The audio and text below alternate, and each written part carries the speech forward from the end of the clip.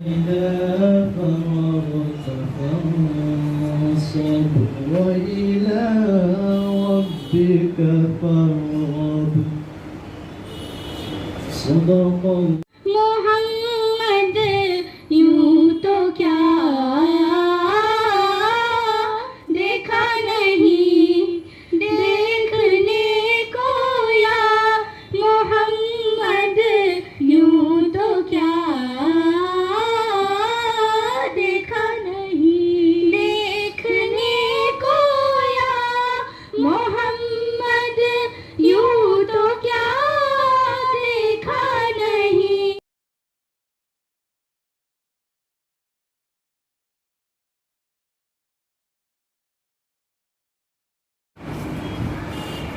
अस्सलातु वस्सलामु अला सय्यदिल मुरसलीन व आलिहि व अस्हाबिहि अजमईन अम्मा बाद अऊज़ु बिल्लाहि मिनश शैतानिर रजीम बिस्मिल्लाहिर रहमानिर रहीम रब्बि इश्रह ली सदरी व यस्सिर ली अमरी वहलुल उक़दतम मिन लिसानी यफ़क़हू क़ौली सदक़ल्लाहुल अज़ीम। यहाँ पे मौजूद मदरसा इस्लामिया के मैनेजमेंट के सदर आली जनाब जुल्फ़िकार अली साहब, प्रिंसिपल आली जनाब अब्दुल सत्तार साहब,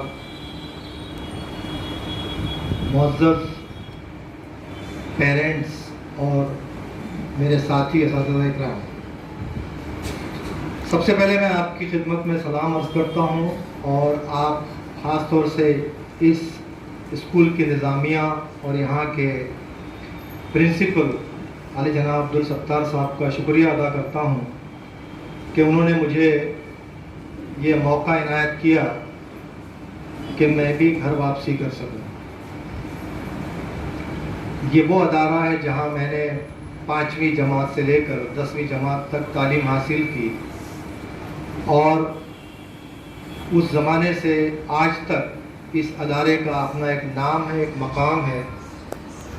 और थोड़ा सा मैं अपना बैकग्राउंड बता दूं, जो कि यहाँ जो ख़ास तौर पर तुलबा जो मेरी बातें सुन रहे होंगे उनके काम का है। जब मैं यहाँ स्कूल में आया करता था तो यकीन कीजिए कि मैं तकरीबन 7 क्लास 8 क्लास तक बग़ैर चप्पल के इस स्कूल में आया करता था, क्योंकि वालिदैन अफोर्ड नहीं कर सकते थे कि मुझे वो चप्पल ख़रीद के दें। ईद में दिलाते थे वो जूता या चप्पल प्लास्टिक का, लेकिन चूँकि आदत नहीं थी तो 2-4 दिन में वो घूम जाता था, क्योंकि हम जहाँ पे भी जाते थे चप्पल बाहर छोड़ के वहाँ गए और बाद में वापस पैदल निकल के घर चले गए। नंगे पैर घूमने की आदत थी, अफोर्ड नहीं कर सकते थे, यूनिफॉर्म के लिए पैसे नहीं होते थे।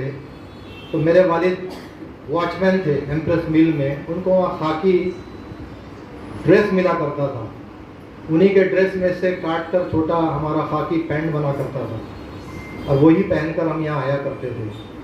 उसी खाकी कपड़ों में से काट कर एक थैला बनाया जाता था जिसमें हम अपना बस्ता लेकर स्कूल में आया करते थे। और स्कूल से आने के बाद या स्कूल आने से पहले सुबह 6 बजे वालिदा आवाज़ कम कर दी, वालिदा मुझे पप्पड़ सेंक कर दिया करती थी। और राजगिरे के लड्डू हमारे मोहल्ले में जो यहाँ से करीब लोधीपुरा है, मैं वहाँ रहता था, तो वो टोकरे में वो लड्डू और पप्पड़ लेके मैं सुबह 6 बजे कॉटन मार्केट जाया करता था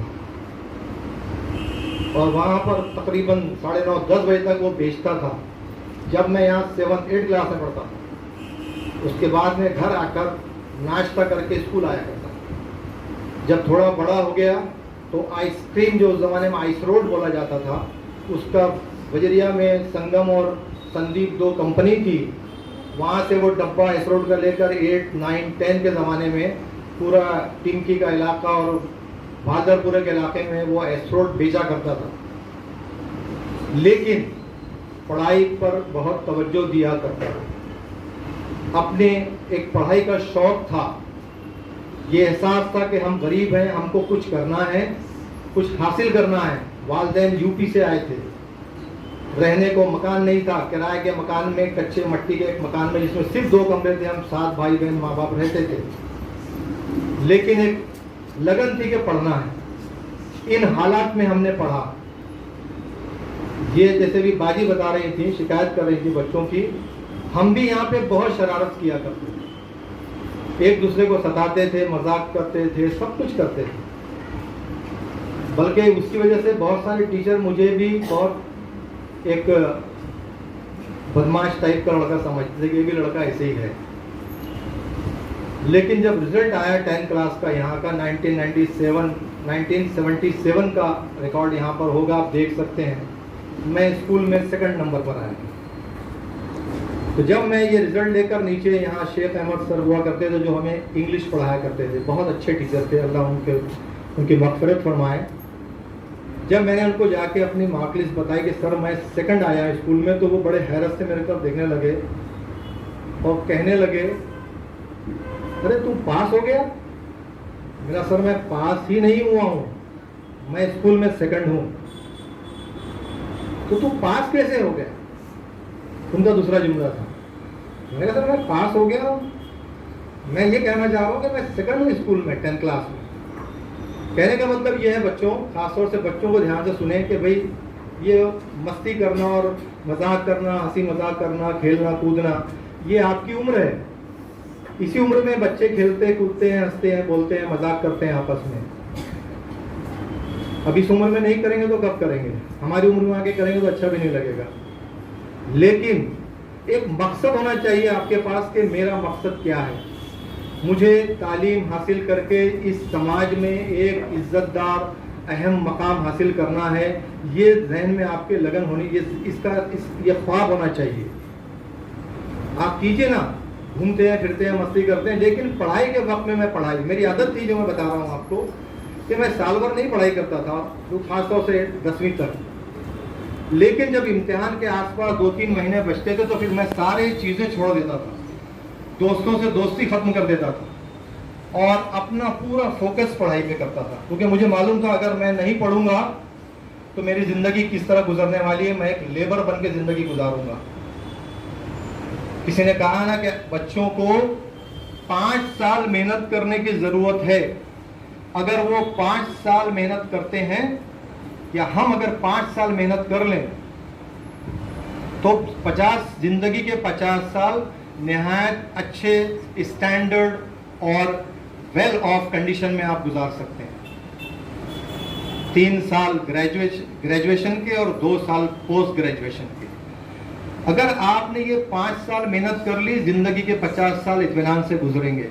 मैं इसका एग्जाम्पल हूँ, यहाँ और भी दूसरे मैं जानता हूँ। अब्दुल सत्तार साहब ने भी किस तरह मेहनत करके, स्ट्रगल करके, कैसे गरीबी से ऊपर आके आज यहाँ प्रिंसिपल के ओहदे पर फाइज हैं और स्कूल की खिदमत अंजाम दे रहे हैं। मैं कोई अकेला नहीं उस फील्ड का कि मैं कोई एक स्पेशल हूँ कि भाई मैं बचपन में तो लड्डू पकड़ और आइसक्रीम बेचता था।